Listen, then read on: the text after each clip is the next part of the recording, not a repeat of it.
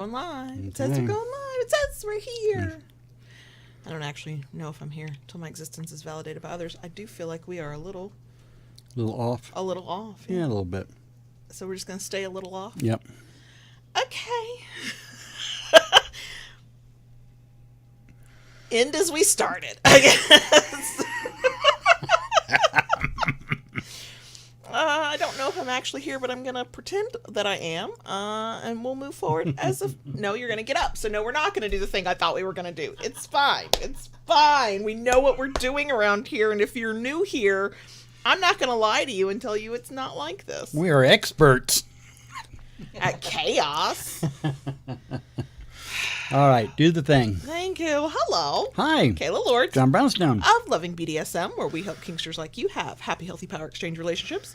This is our weekly live stream where we record our podcast, the audio version of which hits all major podcast apps every Friday. We are here 7 minutes early.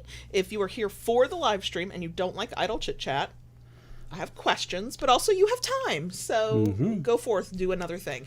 If you are here after the live stream, but before I put in timestamps, and you don't like idle chit-chat, fast forward by at least 7 minutes. There we go. Mm-hmm. There it is. There it is. Hi, Kitty. Hi, HM. Hi, Eva. Hi, Wendy. Hi, A-back. A-back. A. How would you like to be addressed? I will do it that way. Hello, though. It's the butt rub. It is. What you got for the butt rub? Hi, Rara. Other than you were a menace a little bit ago. Of course I am. Look. You're supposed to be a menace outward. Okay? You're supposed to be a menace to others outside of our little bubble. More fun to be a menace to you. No, it is not. I am not having fun with that. Hi, Ben. I am not. I'm having a blast. Clearly. I believe somebody is about to be the proud owner of the Bratty Daddy shirt. Available on our Etsy shop. Yeah, end of year, our work bonus, the Christmas bonus from the business, we're going to get some new shirts. Hi, Audrey. So I don't know why I shouted that into the microphone, but hello. Hi, Claire. Yeah, you need the Bratty Daddy shirt. I do. You I own desperately do. own it. I don't deny it. You do. Yep. So what else? This is a very weird feeling knowing this is the last stream we're doing of 2024 and we won't be back until the first full week of January. I hate to say it, mentally I'm already on break. I know you are, and I don't have time. I have too much to do.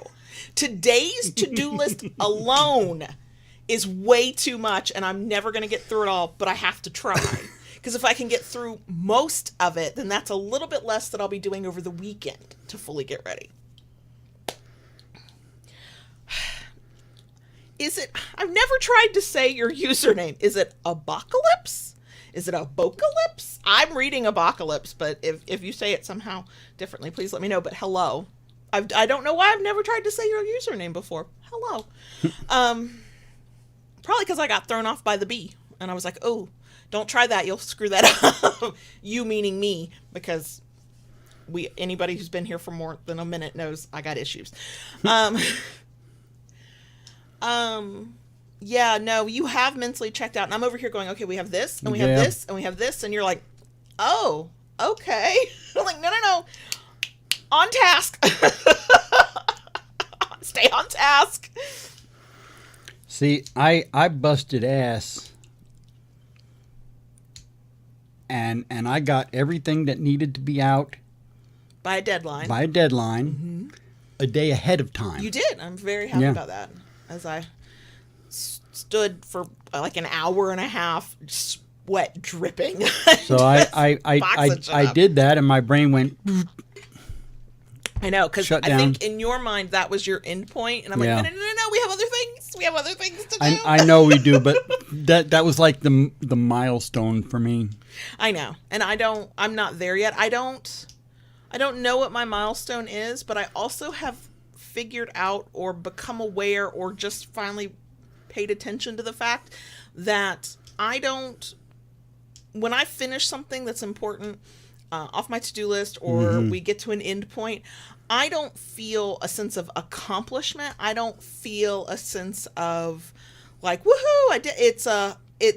I get, do I even get relief? I might get relief for about half a second of, oh, good, that's done. And then I'm like, oh, but there's still so much more. Like, I've immediately moved on. So or I'm tired because I'm like, crap, I finished that thing. Now I have to go do that thing. There's always a thing. There's always a thing. There's always a thing. So, yeah, I'm making a ruckus over there. I am. Hello. We've been over this, and I know we have. My brain is saying Cassandra. Should I be saying Cassandra? Hello, either way.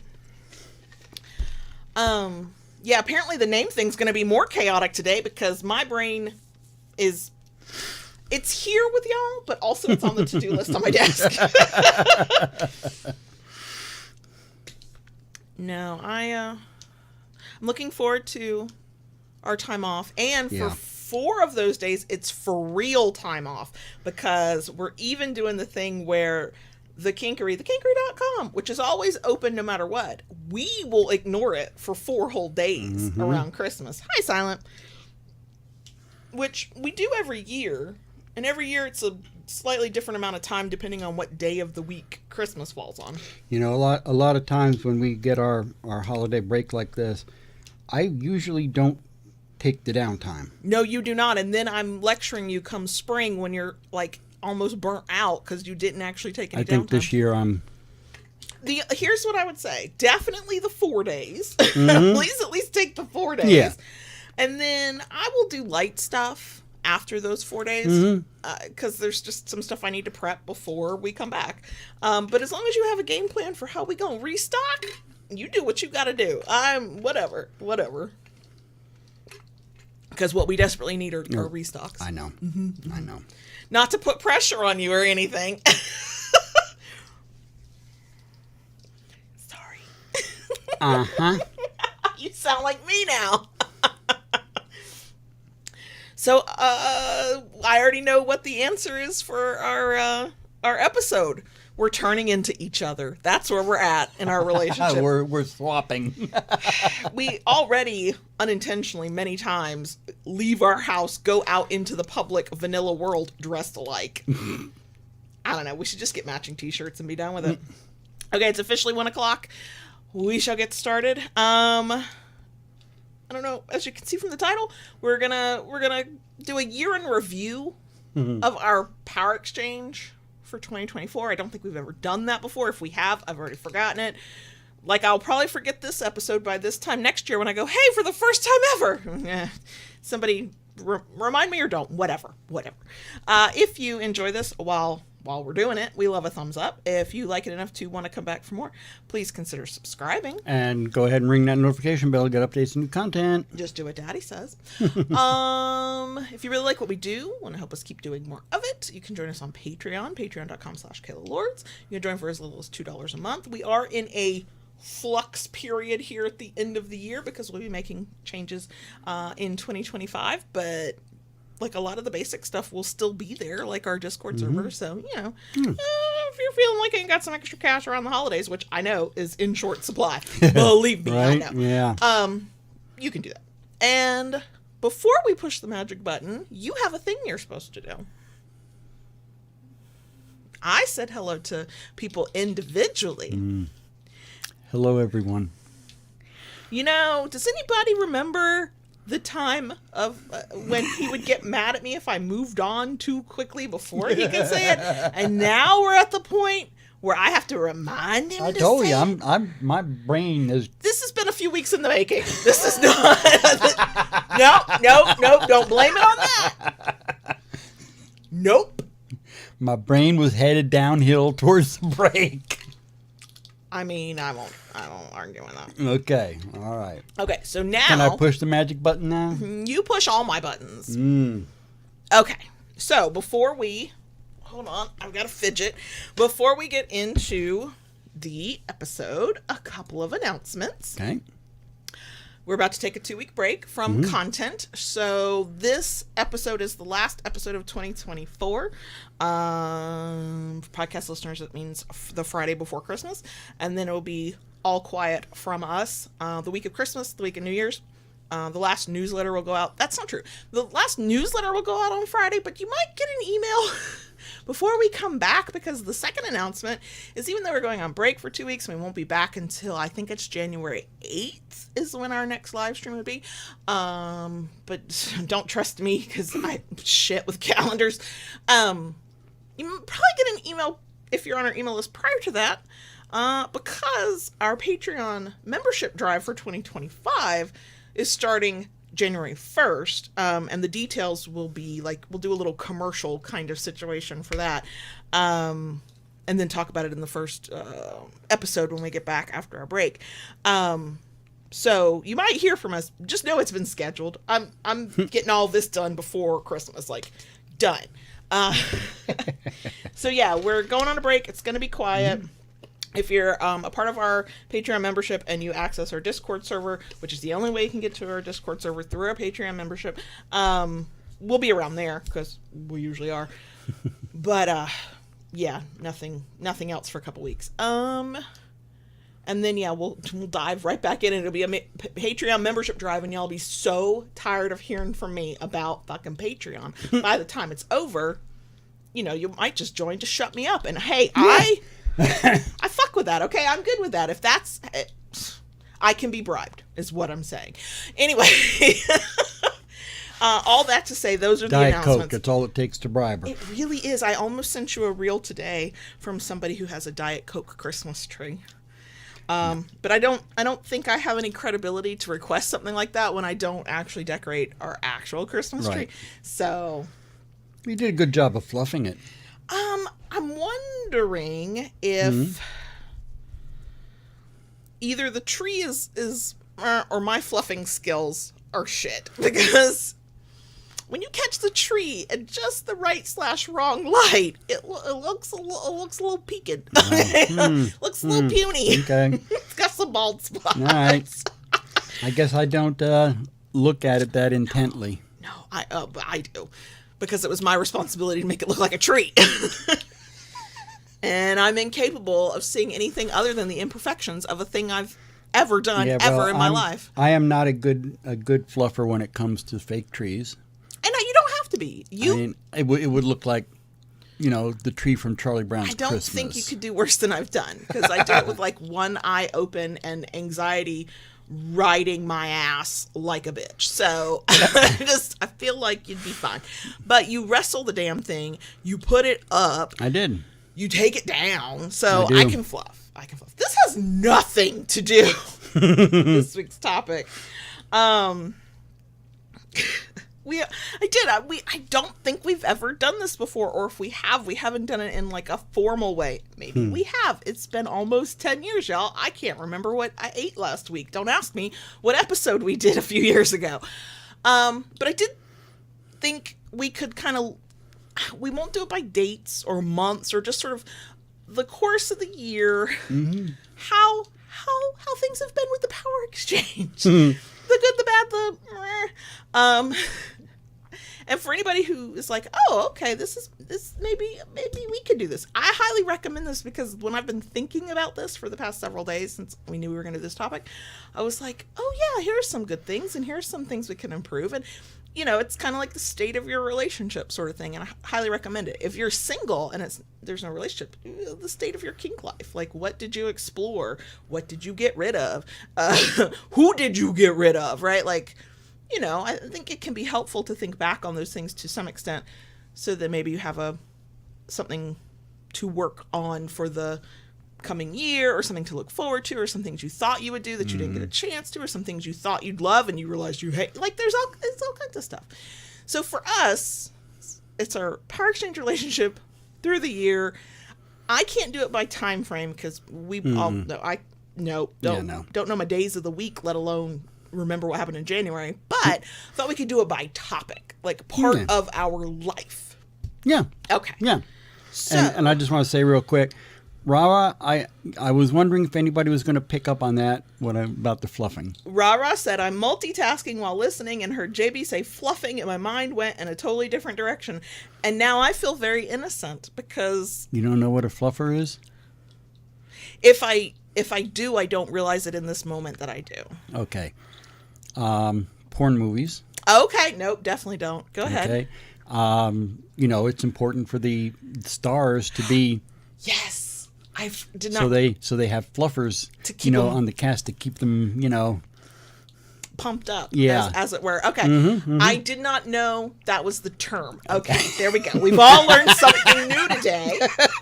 Even if you already knew what a fluffer was, you got to learn that Kayla had no fucking clue. It is that innocent. Okay, so let's start with like the big one. The actual power exchange. The decider, daddy dom decider, service submissive who does what she's told to do, that part of the power exchange. Yeah. From your perspective, how's that been in 2024? Oh, this frickin' Peachy Keen, man. Peachy Keen. Nope, that's not helpful. That's not what makes an episode for anybody. I struggled in some parts of that this year. Okay. This year seemed to be a culmination of a lot of different things all coming in on each other. And in all honesty, the way things have gone the last few years, I had been doubting my decision-making ability. I mean, same. I mean, Okay. I don't make final decisions around here, but Yeah. I was doubting my own I ability. mean, you call me an the idea. decider, but earlier on this year, I had a big struggle with that. Yeah, because when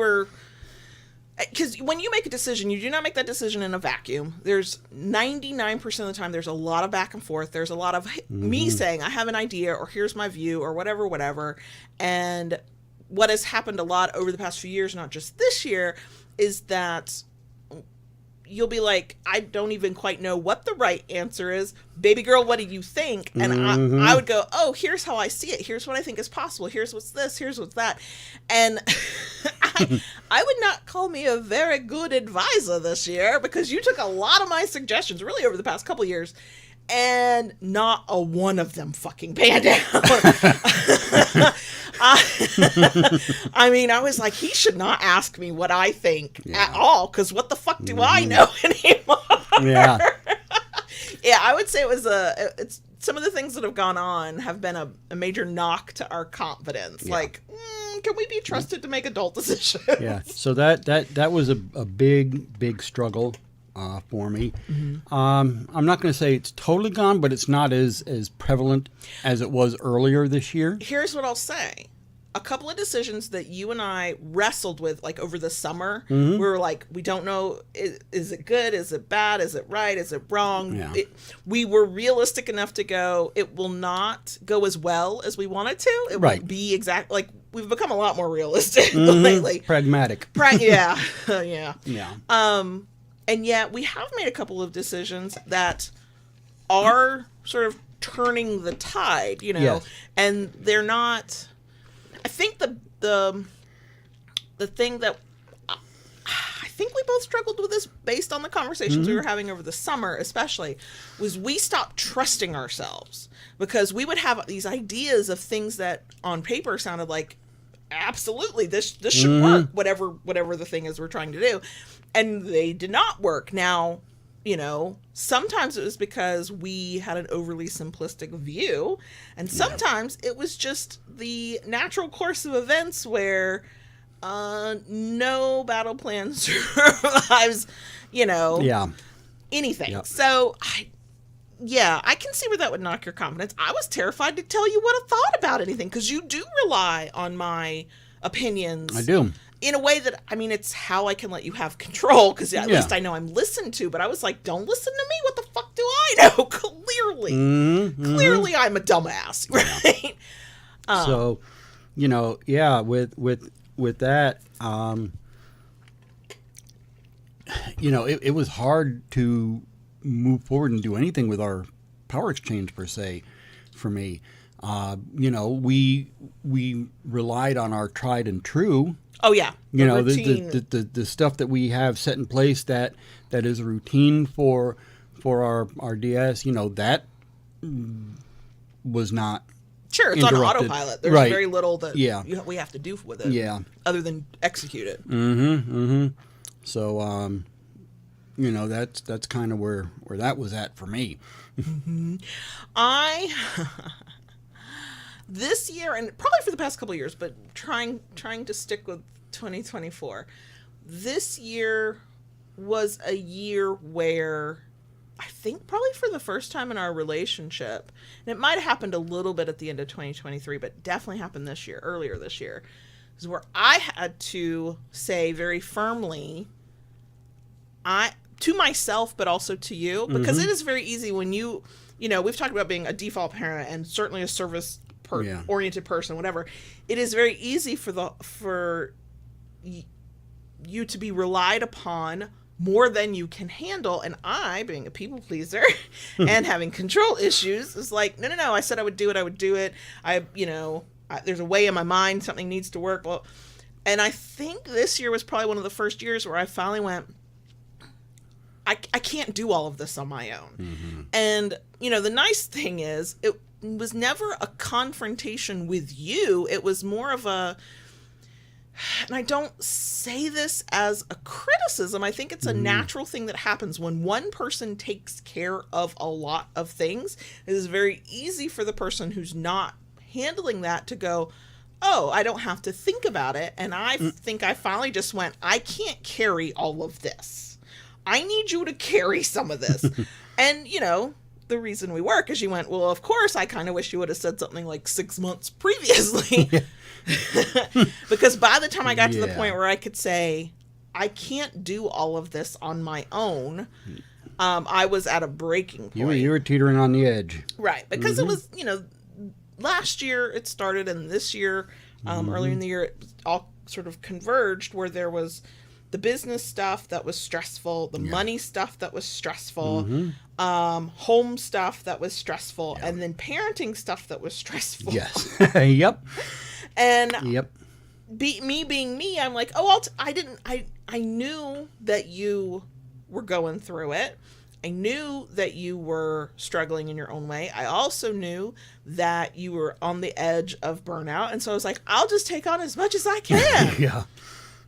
And that got us, huh? Right. And it's funny because the thing in my ideal world where, nothing from the outside world actually affects our lives and everything goes according to plan and my optimism never fails me, that in that scenario, you tell me to do a thing and I do a thing. You give me a responsibility and I take it. And I handle it all with grace. But we live in the real world. And actually, I was becoming a twitchy, angry, overstimulated fucking mess. And by the time I said something, it was at that point where I was practically frothing at the mouth and screaming, / curled in a fetal position, rocking back and forth. Right? Like I almost waited too long. Yeah. Thankfully, you are who you are. So it was more of I think my read on you was that there was a sense of relief that I finally fucking said something, mixed with, I don't know if it was, you have to tell me, I don't know if it was surprise or if it was oh, oops, my bad of, oh, you're actually not handling all of these things as well as you pretend you are. and it was kind of on the surprise end because I had pulled so far in, I wasn't seeing. No. Yeah, and I think which is very unusual for me. And I think I was aware because we've talked about this for years. I know when we're disconnected. Yeah. I was so in my own head though that thinking about our disconnect was just one more thing on my list, and it was like it would have been a breaking point, I think. So I think we both pulled inwards just in different ways. Yeah. I became like obsessed with all the things that needed to be done and how was I going to make it happen and how was I going to make your life a little bit easier and how was I going to prevent you from going through burnout because if you go through burnout, we're both fucked. And, I wasn't doing a good job of going, wait. This is a partnership and you can't do it all and you got to say something. But then by the time I said something, very few fucks are given. And yet, I also had that immediate, and I wish I didn't, and I, need therapy, I'm sure, to deal with it. That immediate guilt of, I'm putting stuff on you. Mostly I'm just handing it over. I'm just sharing it. Like, please carry this with me. Yeah. But I get it in my head that if I say I'm going to do it and I say I'm going to take the responsibility, then I need to take the responsibility. It's funny because you would think, after all these years, we do well when we share things. So much better. So much fucking better. And yet here we are, all these years later, so we got to break that cycle. Mm-hmm. How do we break that cycle? Shit. I knew. Yeah, I know. So nothing new happened with our power exchange at all. And this has been true for a few years. Yeah. We've been on autopilot, but I am grateful for the fucking autopilot because the one thing I very rarely feel is not very submissive. And I think I have the luxury of consistently feeling my submissive headspace because I do stuff that is directly tied to our negotiation for our power exchange, and I do stuff daily, right? Like on certain levels, I can't recommend that enough to others of find a routine that you get into, even if it's a couple of small things that you can do daily or near daily, as a submissive, because as long as you remember how you got there, why you're doing it, and it's still fulfilling in some way, you always have that touchstone to your own submission. But for dominance, I would imagine that's harder because you absolutely had time, past couple of years, but certainly this year, earlier especially, where you didn't have it in you to decide or to tell or to control or to make, any of that. No, and then things here were so chaotic with the homeschooling. Oh, I'm so glad we figured that out. Right? Getting to the end of the school year, which was a struggle. It was, and we were a month and a half late on that. Yeah, kind of dragging across the finish line there to get out of 8th grade. But we did it. Yeah, it's that really was a team effort. Yeah. We did that, not him. We did that. Yeah. But that was a thing. There's parenting is the one thing that does not touch our power exchange. And it was one of the biggest stressors for starting in 2023, but most of it was happening in 2024 because the youngest health was a factor. Right. His education was a factor. I was doing things as a parent that I had joked for literal years I would never do. The universe was like holding my beer. And I struggle with change. And, I know I'm not alone in this, certainly as a parent, of you don't ever know if you're doing the right thing. So I was walking around every single day going, have I fucked up my own kids' education and future? Do I even know what I'm doing? The answer is I don't have a fucking clue. But, there was a lot of stress to carry, and I wasn't good at handing it over to you. Mostly because I'm happy to hand over a stressor that you're willing to take on if I can wrap my mind around what I think both the problem and the solution might be. I just can't get us there, don't have it in me, need some help. But I was so lost and in the woods on that, that I didn't even know how to ask for help. And I think to a certain extent, my perception was, one, I think you were intimidated by the education part. And two, because this is just the nature of how it has been with me and the youngest his whole life, as his words, as his safe person, I imagine from the outside of that, it's very hard to find a way to step into, like... It is.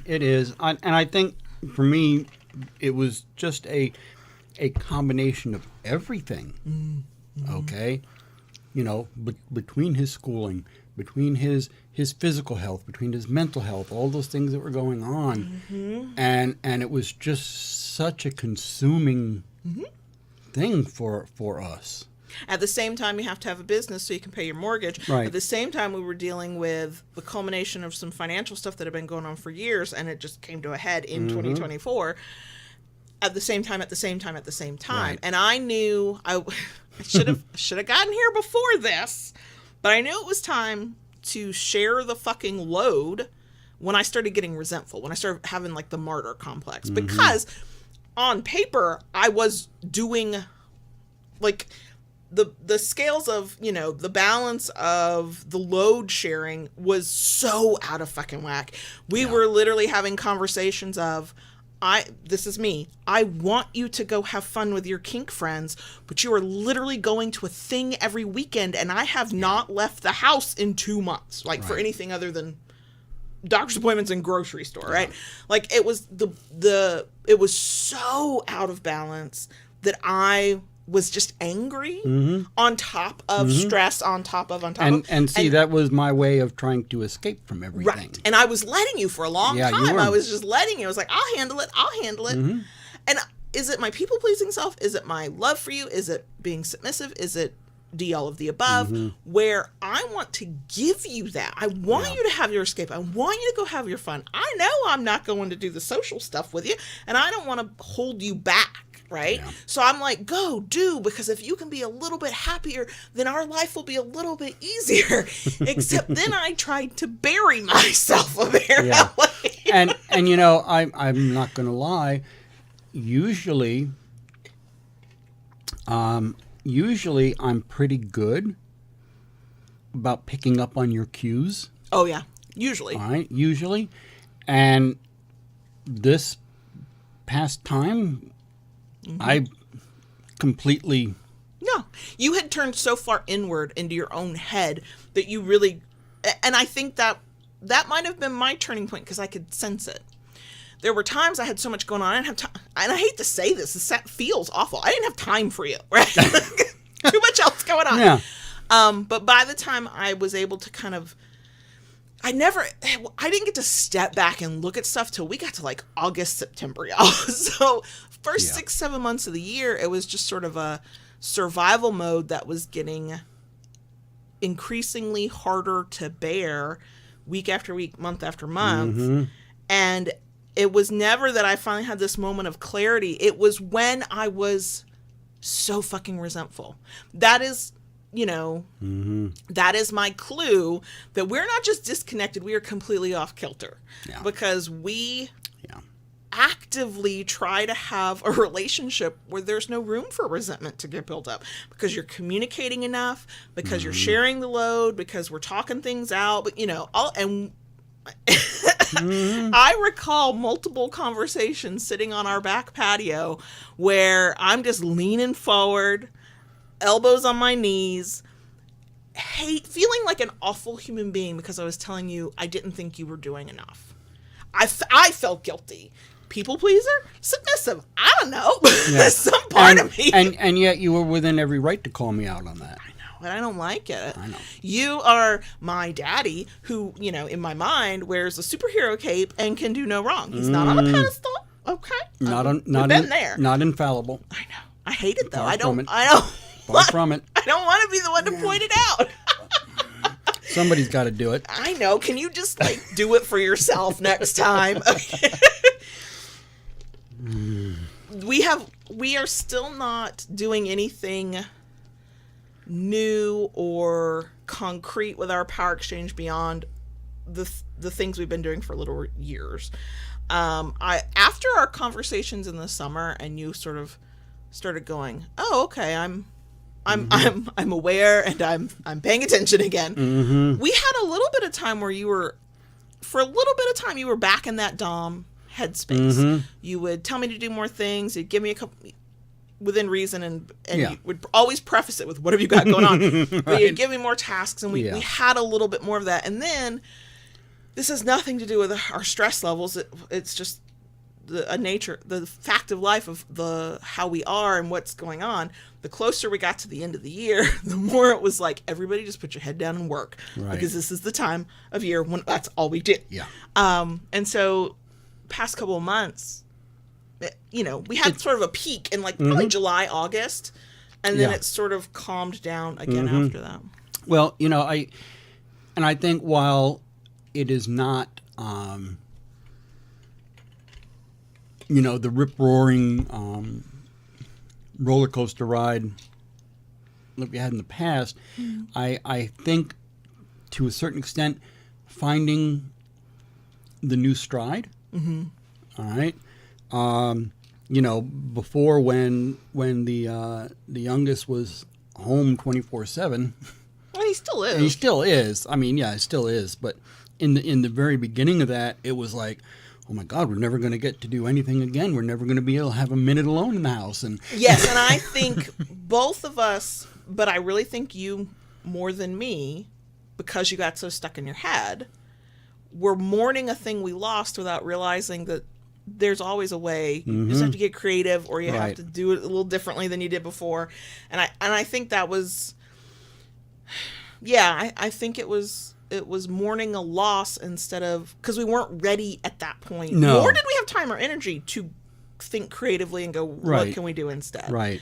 Because there was a portion of from January 1st, if we're just focusing on 2024, from January 1st till probably about June, July, it was survival mode on different levels. Maybe not financially, but as parents in our relationship, there are certain, we just make it through the fucking day. Right. Just get through the day and hope it sucks a little less than it did yesterday. True. True. But I think now, even though we have been focused on work these last few months, also starting to find a new stride. I think you might be feeling that more than I am right now. If I'm feeling stride might not be the word I would use. If I'm feeling anything a little bit different, it's less in the power exchange and more, I know for me personally, more in my baby girl self. And that's really only been the past couple weeks. Yeah. I think that if I were to describe anything like a stride, I think it's that our communication has gotten clear again. Yes. We are proactive, both of us, when we can see something on the horizon that's either going to fuck with one of us, or it could cause an issue if we don't talk about it now, or, it's a worry one of us is carrying, and instead of just like holding it in and, we go ahead and talk about it. I think there we have the mental energy and space to do it, because the biggest thing going on in our lives from the start of the year has calmed down. The youngest is fucking thriving at this point. It's like a whole different kid. His physical health is doing very well. His mental health is better. His mental health is on a level even keel. In a way we haven't seen in probably a couple of years. Right. His education is, I get to be a lot more hands-off than I've been. And you are a lot more hands-on than you've ever been. Correct. And that leaves room to then think of other things. Correct. There's energy and mental space to go, maybe we should talk about that thing before it becomes a thing. Right. and I think to me, when I say, kind of find stride in a sense, and maybe that's not the right word for it, but have been finding times when I can express my sadist, let the sadist out. Yeah, and all of it's intermingled. Who we are, it's all bits and pieces, and they all kind of go together. But because I am like this and I tend to compartmentalize stuff. Yeah. Your sadist side, in my mind, is often slightly different. Not always, but slightly different than your dom side. Your dom side is the decider. Now, does your sadist and dom come together and shake hands and play nicely together? And absolutely. Absolutely. And then it's, I know I've got my sadistic dom in that moment. But the part of you that's just like the person who makes the decisions, the person who leads, I tend not to think of your sadistic side in that moment. But if we're talking about your sadistic self, yes, because I think we talked about this last week and probably a few weeks before. We have finally figured it fucking out that at a certain point of the day, that kid don't hear us. Those headphones go on. He doesn't know we exist. Talking to his friends. He's gaming. We're not like shrieking and screaming and like, acting like crazy people either. So we understand trying to be a little quieter, but like we have a lot more freedom than we thought we did. Correct. And that is the... I get frustrated because hindsight's 2020, but also it's like, man, we lost a lot of fucking time because we were so in our heads about it that we were just convinced we couldn't do things the way we had done them, and so we did not think about this the way we could. Right, but we also didn't have the mental space for that. That's true. We were in survival mode as parents, we were a hot mess. We were. So now, and that's a thing that I have to remember, that I would encourage others to try to remember, is when you are at the peak of a stressful thing, all of any extra energy, mental or physical, that you have is going to that thing. You are not going to think creatively about how you're going to get your kink on. You're not going to think creatively about how you have a power exchange under brand new life circumstances that you could not have conceived of before and have not adjusted to. Yeah. And we spent, like, it ended up being what? 10 months adjusting, pull the kid out of public school, keep educating him, deal with his health, realize that things weren't working. I was fighting my instincts were saying, hey, you got to do something different. But the part of me that likes to follow rules and do what's air quote right was like, but this is how, this has always been done. And so if I'm going against the grain, I'm surely getting it wrong, and convincing you at the time when you were in your fucking head and you were just as unsure about how do we do this? I don't know. Once we got through that and I got proven right, which has been delightful, then the mental space opens up and you can think about new things. And so yes, your sadist has been out. Is it your sadist that gives me half a fucking butt rub and goes, okay, good night, time to go to bed? It is that smile. What the fuck? What the fuck? I thought it was a tired daddy who was like, I gave her what I could. This is all I had. Little of both. No, it's your sadist. No wonder you're like, oh no, totally in touch with the sadist side. I bet the hell you are.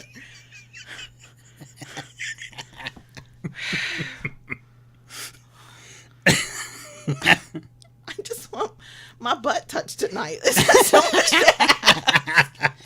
That's all I want. You're way too pleased with yourself. Why does it take me literal months to figure shit out? That's been an issue our whole fucking relationship. You're over there being a sadistic sadist bastard, and I'm like, do. I guess my daddy just doesn't have time for stuff. And then one day, like a fucking light bulb, it got brighter in here. When it... So no wonder you're in a stride. I'm over here going, can somebody please touch my butt? God damn.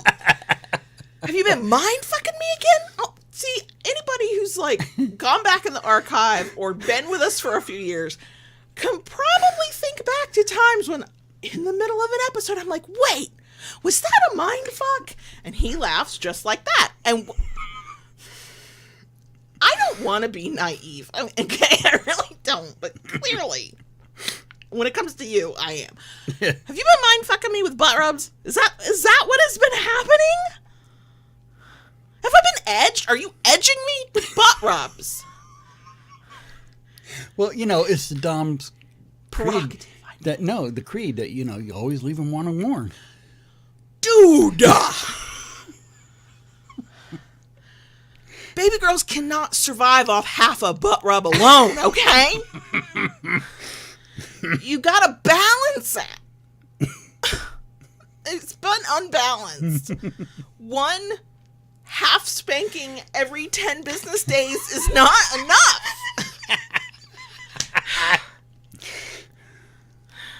Just saying. That leads me into I think I've been feeling my baby girl self a lot more lately. You have.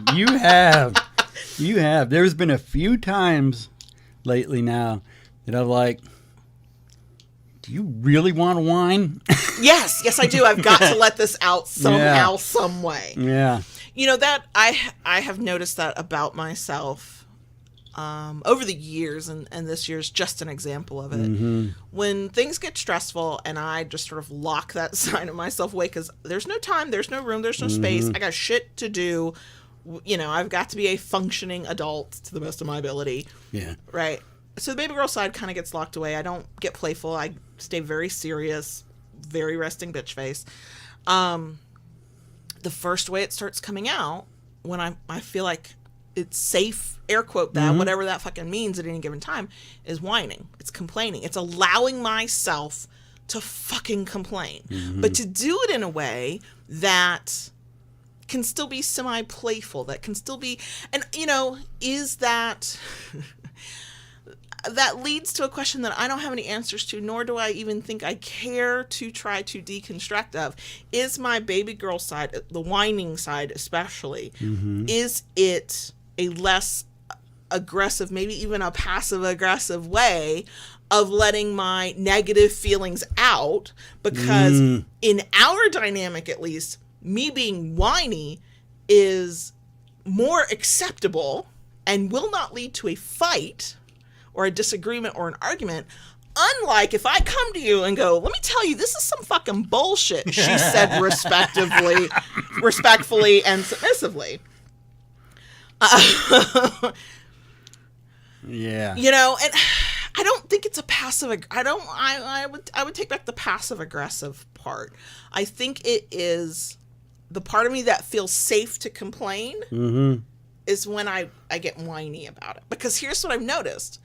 You will, not always, because we're not always in sync, but typically you will respond like a daddy, sadistic daddy, bratty daddy. I don't know which one I'm getting on a given day, but if I let loose in that way, you'll give me a teasing daddy response. And then within not that long of a time frame, never more than a week, probably not even a full day, you're either seeing the problem and taking action and taking care of it, or we're having the conversation about what do you need, what's going on, whatever. Yes, I should use my big girl voice and just say, I'm unhappy right now. But sometimes it just feels fucking good to go, I don't like this. It's clear what I mean. I am clearly communicating. Hard not to get that meaning. Exactly. Yeah. Once I have the time and the space and the energy and the safety and the whatever to let myself whine, then I can go the other way. Yeah. And it's the past few months, my baby girl side has come out more than even I think I have realized, because at night when we're trying to go to bed and I get my zoomies. Yeah.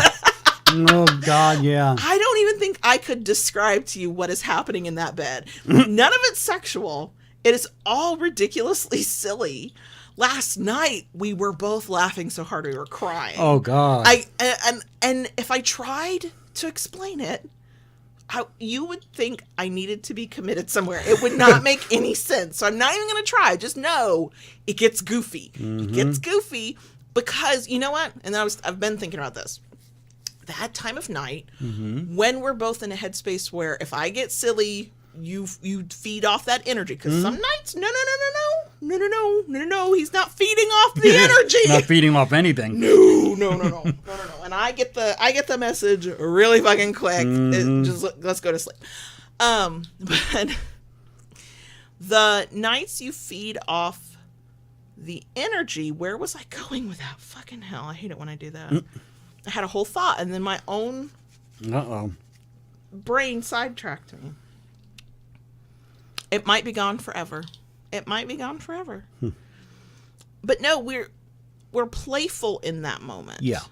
And it's because that's where it was. It's because it's the end of the day, and yes, the stressors are all still there, but it's this time where nobody is asking for anything. Right. There's no to-do list. There's no responsibilities. We're just laying in the fucking bed. Phone's not ringing. Nobody's knocking at the door. Right. Nobody's, yeah. Right. And in that quiet time, some days, not all, we can both kind of just relax and just be together. And when we are, I think at our most relaxed, or least stressed out, We are very silly human beings. Excuse me. Baby got a bubble. I do. We are in those moments, we're very silly human beings. Oh, yeah. Yeah. And, I'm maybe that's kind of what's gotten me personally through the past several months, because we haven't had, we haven't deepened our power exchange at all, and we haven't played a lot, and, I have not really felt my baby girl self. It's been a while. But in those moments, I don't usually classify it as that. But when I think back on the behavior and the way my voice sounds and the way we respond to one another, I'm like, no, that's classic. Yeah. That's classic daddy and baby girl. But I get why too. Everything else has to fall away in order to have that moment. Reach that space. Yeah. Yep. Yep. If you are in a power exchange where you get to go to bed with your other, I highly recommend being silly as fuck, right? Before you go to sleep. If one of you gets zoomies and it's not harmful to the other, I would just say go with it. Just roll with it, see what happens. It'll get weird. There have been a few times we have laughed so hard we've cried. Yeah. We've just cried. Yep. That feels really good. Last night felt really good. It did. I was laughing so hard it hurt. Yes. And in the middle of it, I'm like, when was the last time it was like this? It's been more frequent over the past few weeks, but prior to like this sort of maybe 6 to 8 week time frame, I think it had been a few months. Yeah, easily. Since it had been that way. Or it had just been really, really infrequent. What else would you say about the state of our power exchange over the past year?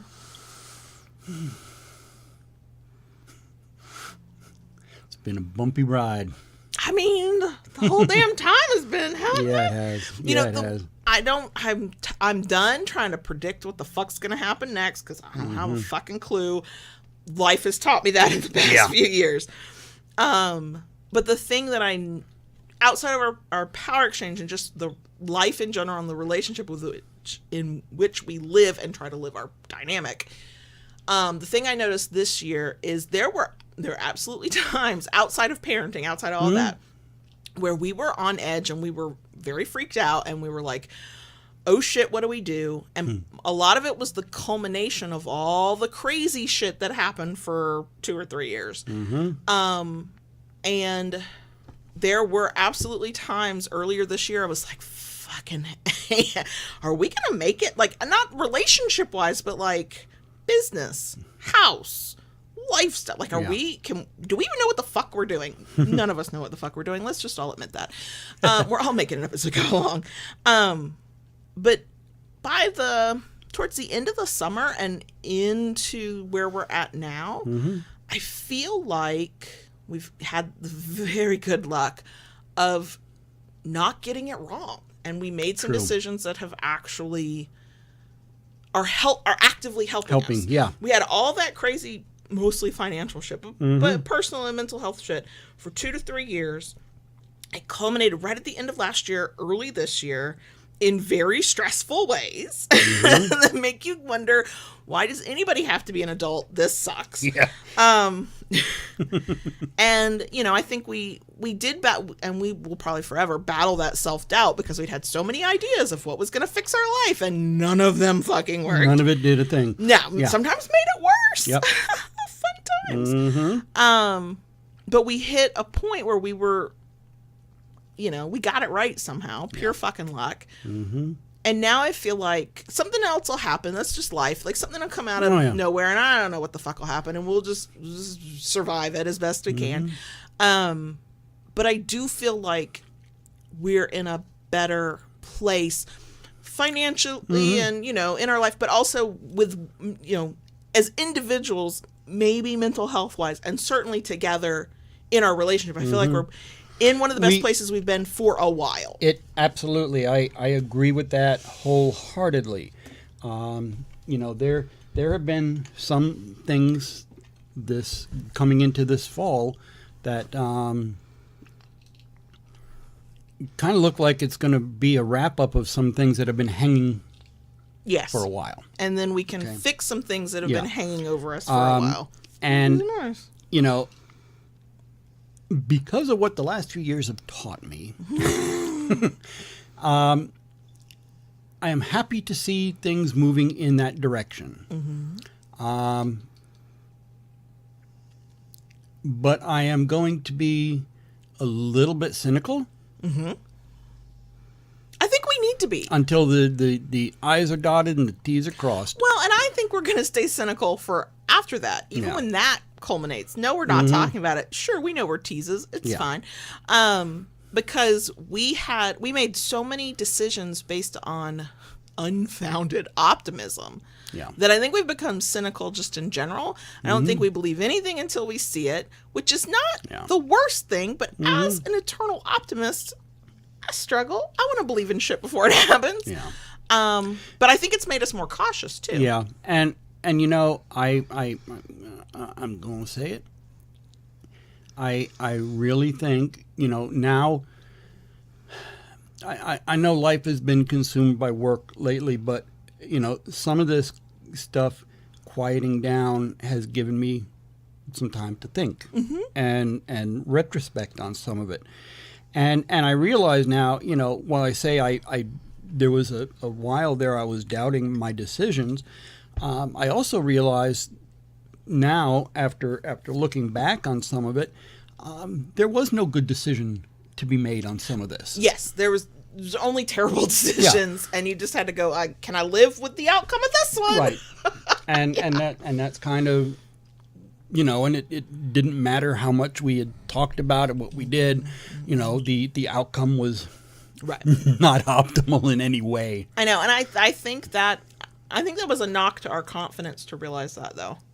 You know, because I'm an eternal optimist, and I'm a fixer too, but you're a fixer and in charge, which you are through the consent of the governed. But you know, when your confidence gets rocked like that, it's, you know, for me, it's hard to be optimistic. Not always a bad thing. Sometimes I need to be a little less optimistic. I need to be realistic. But you know, if you can't fix it, that kills your confidence. If you make decisions and they don't pan out in the best possible scenario that everybody hoped for, which they were never going to, looking back on them, that kills your confidence. Like, how could you make decisions when all you had were bad choices? Right. Like, a choice had to be made. Yeah. There were no good ones. It was, what will maybe fuck us up the least? Yeah. And you know what? That's what some of it came down to, Some of those choices that you really wrestled with, that I was like, I support you if this is what we're going to do. I'm here. I think this is right, but whatever you want to do. Man, sometimes it's kind of nice to be able to go, you know, you're the decider. I always give my opinion, and I always go, I will back you. You know, I'm with you. But you had so much of that, you know, that of course, you didn't trust your own decision making.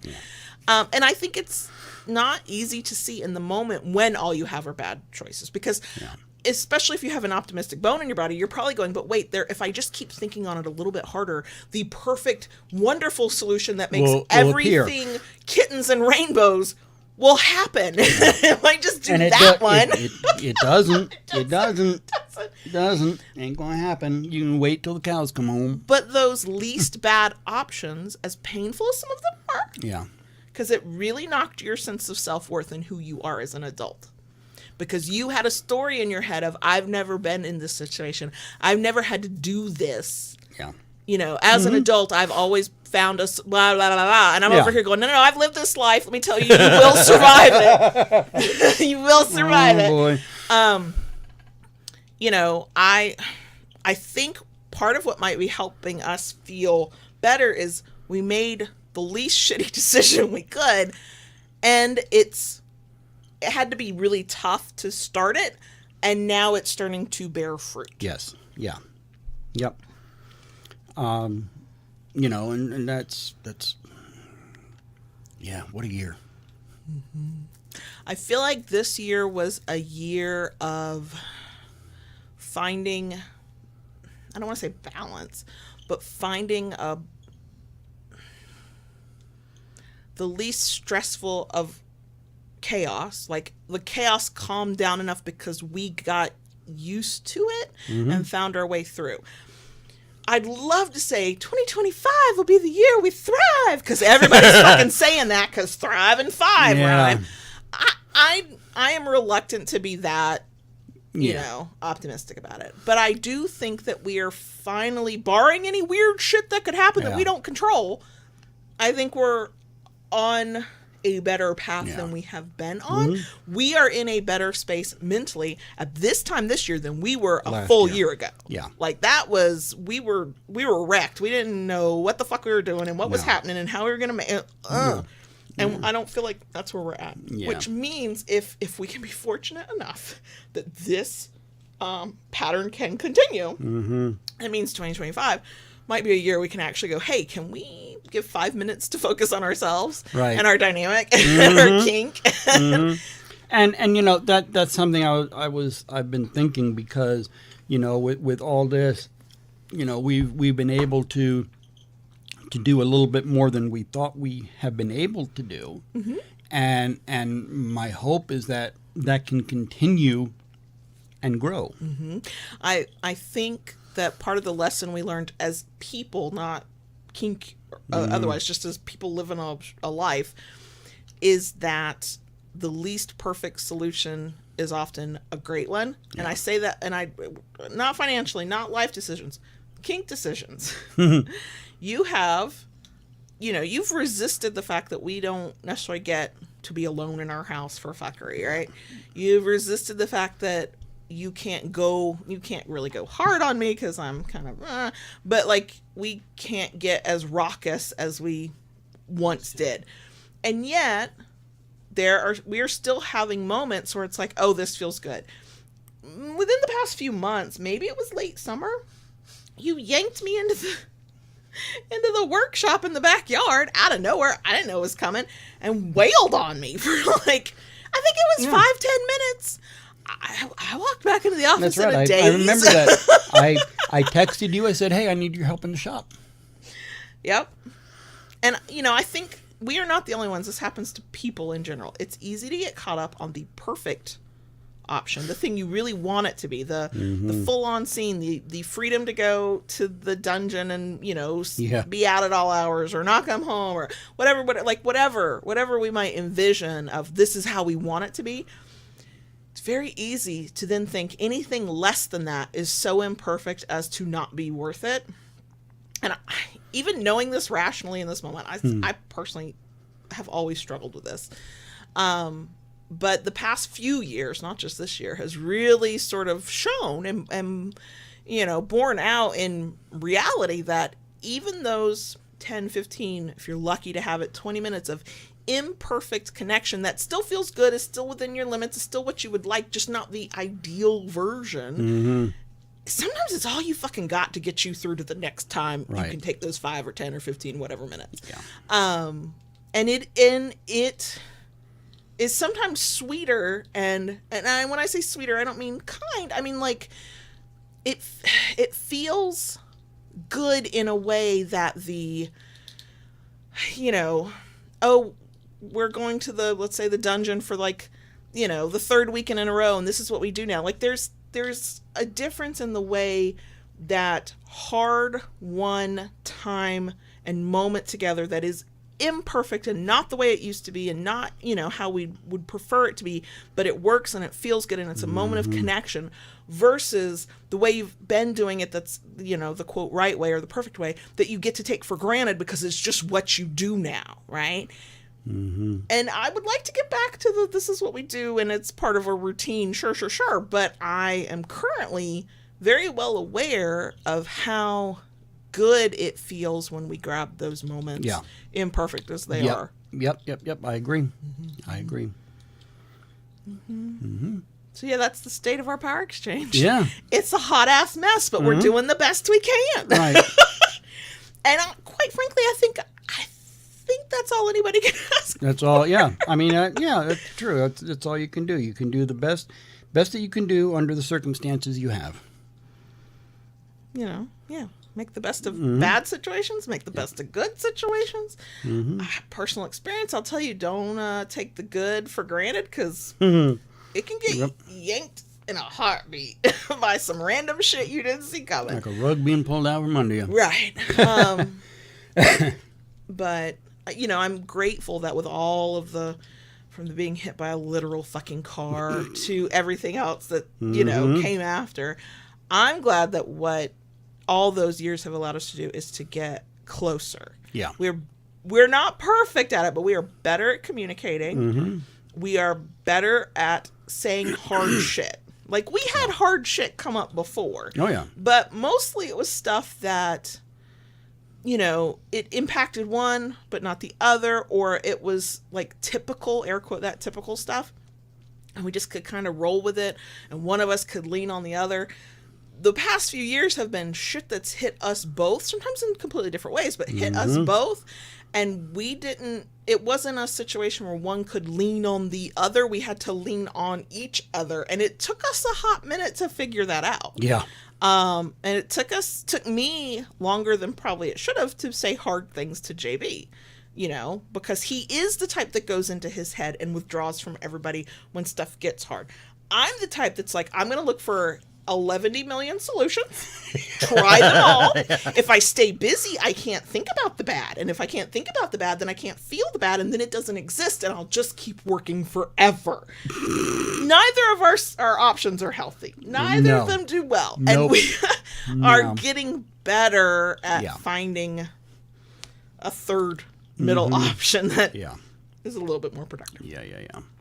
So yeah, I if any of, not what we were talking about, because it's all highly unique and individual, but if the idea of thinking about your power exchange if you're in a relationship resonates, I highly recommend, like, what was good, what was bad, what have you learned, what do you wish you had more of, stuff like that. And if you're single, I think you can do it for where do you want you I hate to say it, it's so cliche, but I'm sorry, I'm going to say it anyway. Where do you want your kink journey to take you? What did you do this year? What could you have done? What do you wish you had done? What did you try that worked? What did you try that didn't work? And how, what did you learn in all of that? And I think that can be useful, especially for planning what you want to do in the future. True. Will our first episode of 2025 be about that? Maybe. If I can't think of something better. So, yeah, I think that's it. And we can do a bonus section. So, are we good? That's not for me to say. Keep it kinky, y'all. And we'll see you in 2025. What the fuck?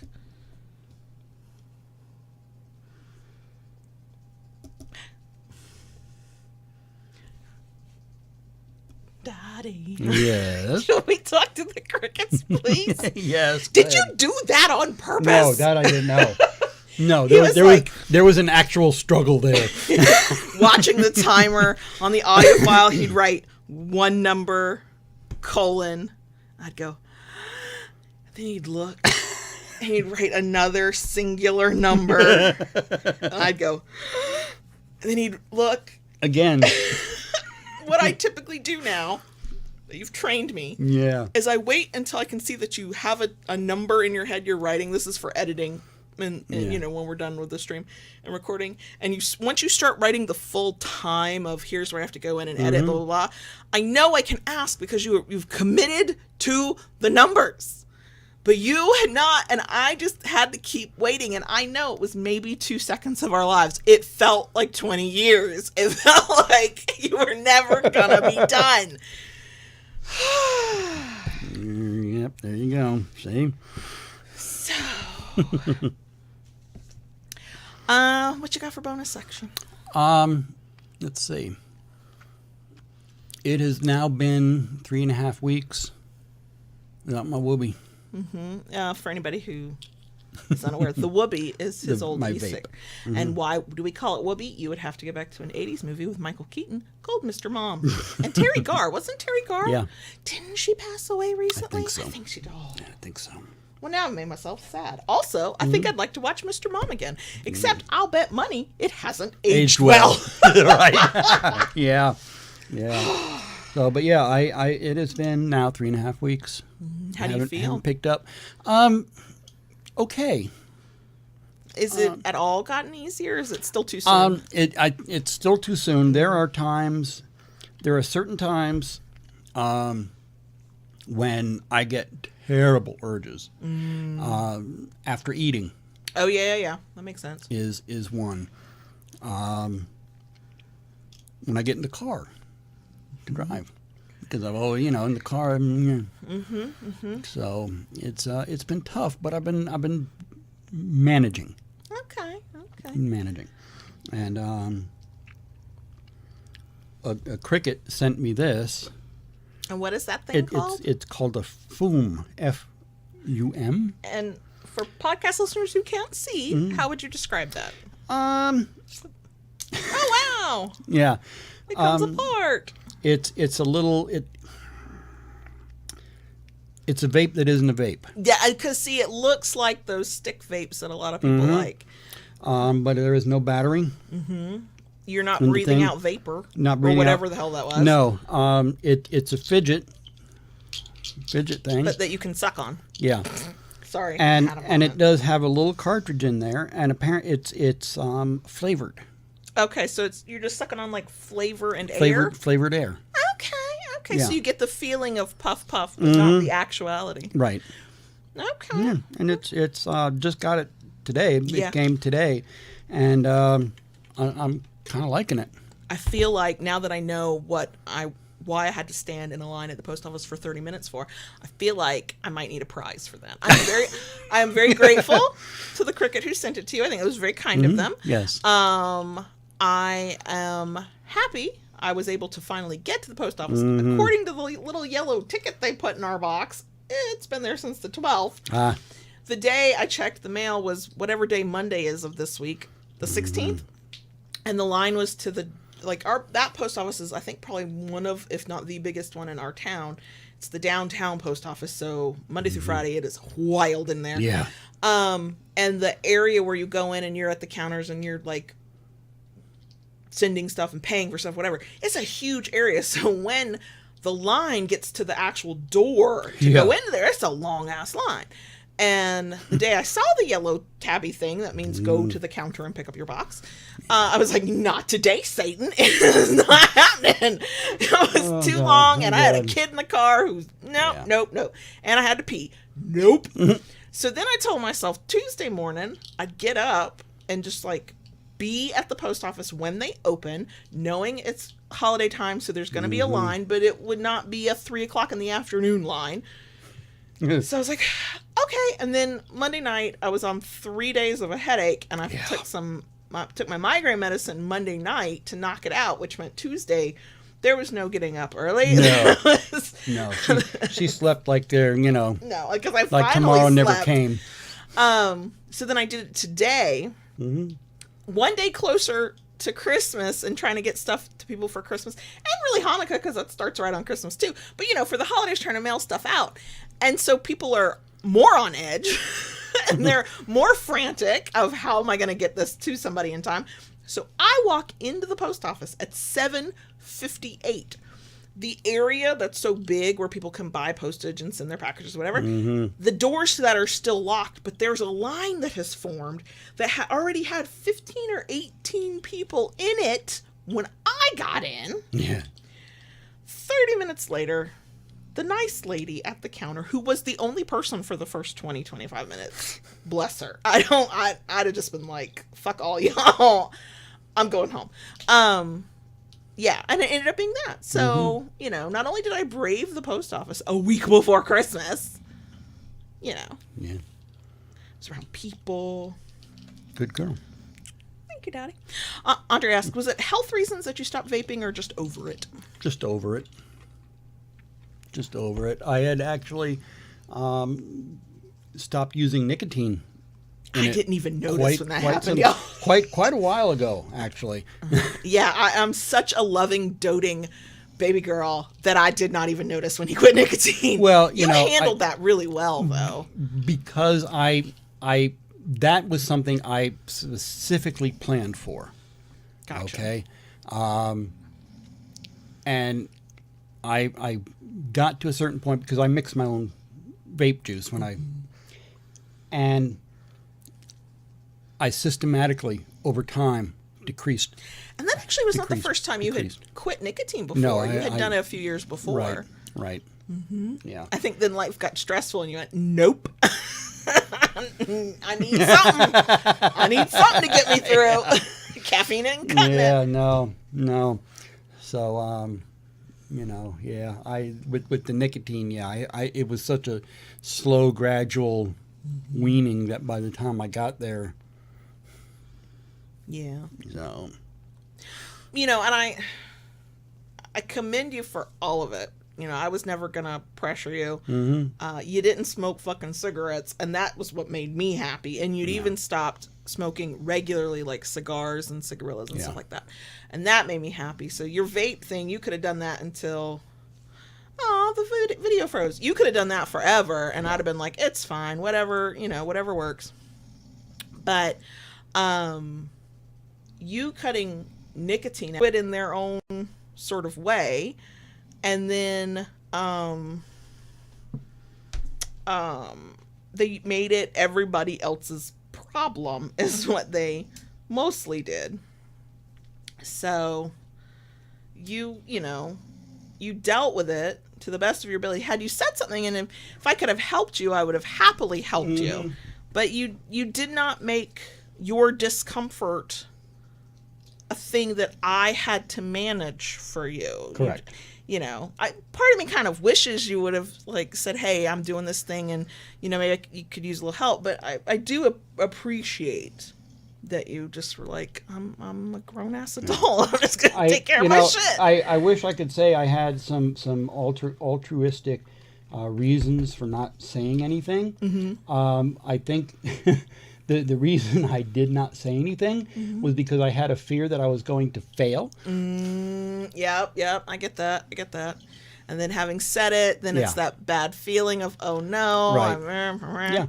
Yeah. I respect that. So that was something there, and I was like, if I just need to do this, and this is not something somebody can help me with or do for me. I just need to do it. And yet we would have, the collective we, the royal we, whatever, we would have wanted to help you if we could have. Yeah.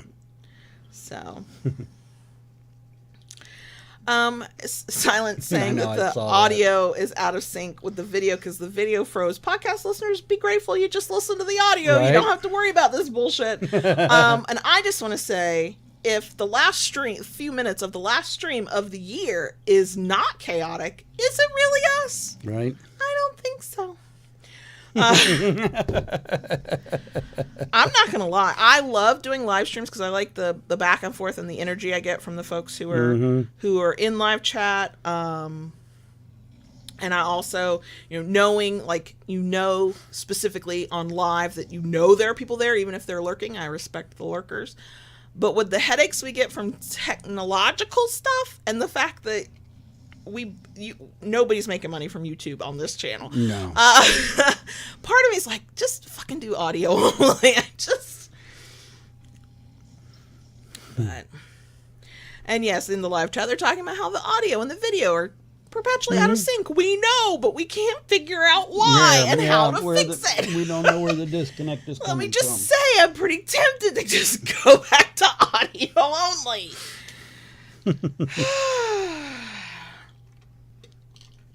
Yeah.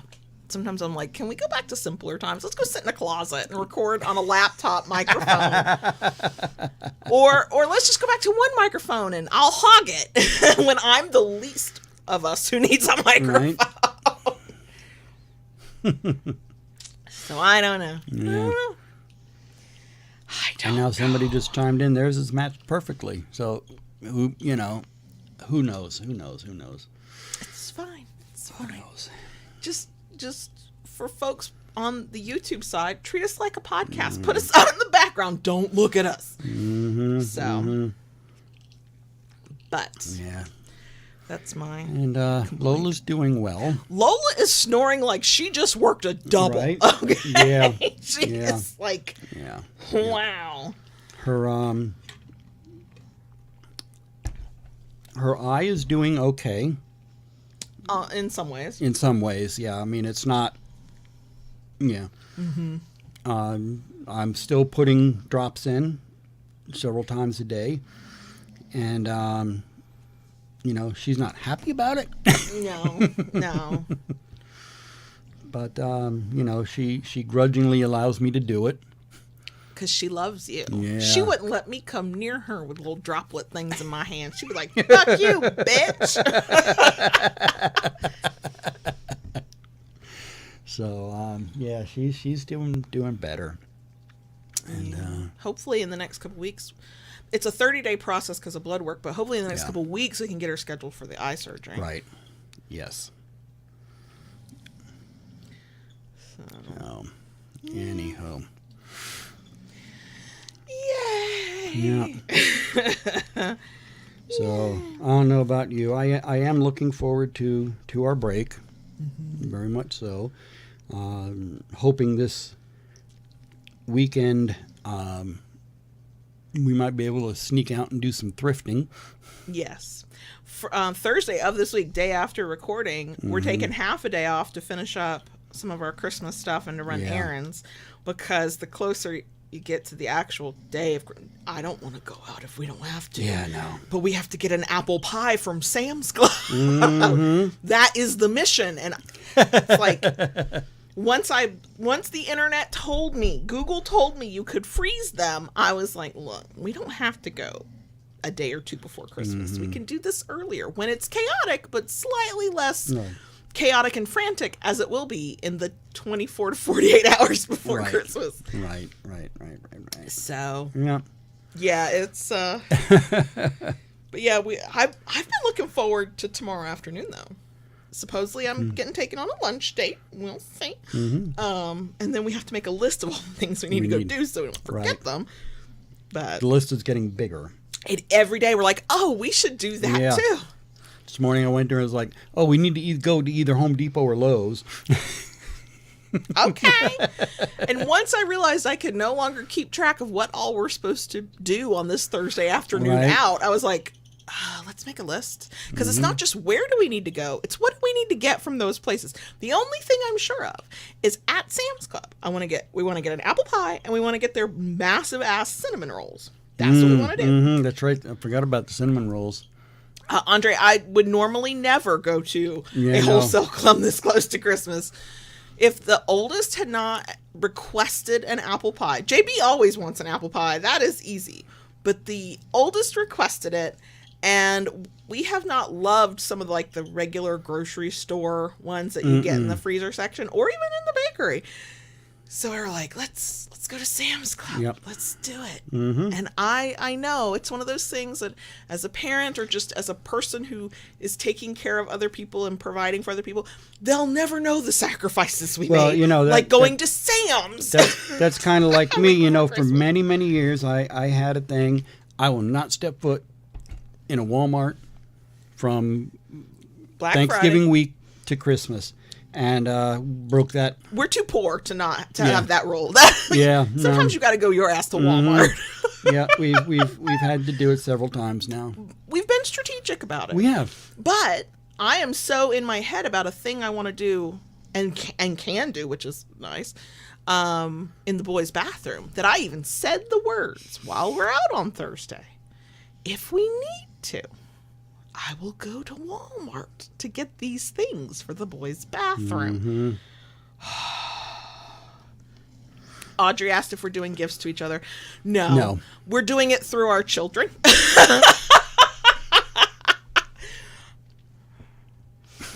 Because JB says to me, truly, I think it was moments after we're not exchanging gifts, are we? No. However, I need to make sure there's X amount of cash to do a thing. And I went, well, I'm not a damn fool. I think I know what that means. And so, but then being me, out of sight, out of mind, forgot about it till he comes back and goes, hey, you're the one in charge of the account. Is this money there that I need to go do this thing with? And I'm like, yeah. And then I went, wait, you didn't lie to me and say that we weren't exchanging gifts, but you're going to get. He goes, no. And then he points at the youngest room. It's from him. And I went, so don't worry. I worked with the boys. And JB will be getting something as well from the boys. I thought I was the one who found that loophole. Nope. Oh, thank you, Andre. Thank you, Andre. Super chat. No, we're kind of we don't spend not one half a penny more than we need to, but two, we're kind of at a point where when we want something, if we want something, and we can, we just get it. So if there's a year we're flush with cash, yeah, we'll spoil one another in a heartbeat. But this year's been mostly just about the boys. Right. Yeah, we we're just mostly going to do stuff for the boys this year. Really. And even that we kept kind of low key. Yeah. Typically, we try to buy. The kids don't ask, so they don't ask for a large quantity of things. They're at that age where they really only want one or two things, but they are always like expensive fucking things. And last year we were able to accommodate. Yeah. I still don't know how, because this year we're doing better than we were last year. So I don't know what the fuck happened. I think this year we are more realistic about our. We are. We learned some shit in 2024. Yeah. Yeah, we did. Yeah, we had to be humbled. Yep.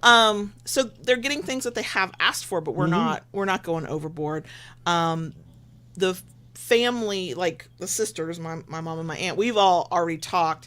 Aunt and uncle, me and JB, we're like, I said, you don't have to buy us anything. We're all broke. They know. I'm like, you don't have to get us shit. You focus. If you want to get anything, get it for the boys. I said, we are giving you something, but we did not spend money on what we're giving you. Just time. Which is valuable. Everything for the family is going to be homemade gifts. And they're your guinea pigs for products that may come to your vanilla Etsy shop next year. So that's exciting. So I've put together a couple things. I've made butterboards for everybody, which has actually been quite fun. I've enjoyed making those. And made Christmas ornaments. Yeah. And they're coming out beautiful, and yet the things you're testing after the fact are even more beautiful. So I'm very excited for next year. Yeah. I have enjoyed making the ornaments so much that I'm making plans to have some for the shop. I know, and we have no concrete plans at this moment, but we are talking about, can we make kinky Christmas ornaments? And no concrete plans at this moment. We may have a way to make them easier and faster to make, so we can actually do it instead of just dreaming about it. It's very exciting. It's very exciting. So yeah, everything is really low key this year. We're actually doing from an American white people perspective, a very non-traditional Christmas. Yeah. We did turkey and all that stuff for Thanksgiving, and that's fine. Typically what we then do is ham for Christmas, but I don't like ham. I like bacon, I like pork chops, I like all the other pork products. I don't like ham. So I was like, I don't want to have to smell ham or watch everybody eat ham while I just eat sides. Can we do something different? And the agreement was, I'm gonna make a lasagna, but the youngest doesn't eat lasagna, so I'm gonna make spaghetti and meatballs that will probably sort of like when you go to Olive Garden, they're like, here's your main entree of pasta and here's your side dish of pasta. Yeah. That's what we're doing. And garlic bread, and I might even make a salad, because I told myself, I got all like excited about this plan to meal prep salads, bought all the things, even went to the Goodwill and bought what the fuck, salad spinner. Thank you. I couldn't think. $5. I was very excited. Haven't made a fucking salad yet, so whatever. And Rara says, join my people's Christmas dinner tradition, Chinese food. I sure as shit thought about it. I sure as shit thought about it. Doing the excuse me, folks. Doing the Italian, the pasta for Christmas, then it's gonna be like being at my grandmother's. I know, and I did think that you would not, if I did it right, you would not mind so much. And those are also leftovers that everybody will eat. Yeah. The poor Thanksgiving leftovers, man, I was eating mashed potatoes for several days. I love Thanksgiving leftovers. I make extra of certain things because I want the leftovers. Yeah, leftovers, yeah. But I also hate when it gets to that point where you just have to toss what did not get eaten. Ooh, Ben, that's a good idea. Ben says, I use my salad spinner to wash mushrooms. I'm going to remember that. I probably won't, but hopefully it'll come back to me when we pulled out mushrooms. Yeah, I've wanted a salad spinner. Never fucking used one, but... So... Oh, Lola stopped snoring. Yep. She's on the on the move. She looks a little grumpy. Yeah, she does. Lola, huh, ma'am? I'm surprised she's not out laying in the stones today. It's a perfect day for that for her. Yeah. Hi, ma'am. So, yeah, that's kind of been us. Yeah, that is us. And by the time we talk to y'all again, the holidays will be past, New Year's will be past, so it'll be a new year. It'll be a new fucking year. How does time keep moving like this? Man, I'm not even gonna try to guess what 2025 brings because pretty sure parts of it are gonna be a dumpster fire, a clusterfuck, if you will. Not in my house, but in other places. So, yeah. We hope, however, whatever holidays you celebrate, that they are a good one, that they go the way you would like them to, right. And you don't have to deal with too many uncomfortable conversations over family meals. There you go. If you celebrate the new year, I stay home in fuzzy socks and on the couch, but if you celebrate, please be safe. Call an Uber, have a designated driver, do something, whatever. We would like all of you to be back in 2025 with us. Yep. We intend to be back. We want you to be back too. Exactly. But thanks for listening, watching, especially to the bitter end. Y'all are the real ones to be here while we're just rambling. And have a good holiday. Yeah. We'll be back in a couple of weeks. Happy holidays, everyone. Yep. Okay. Bye. Bye.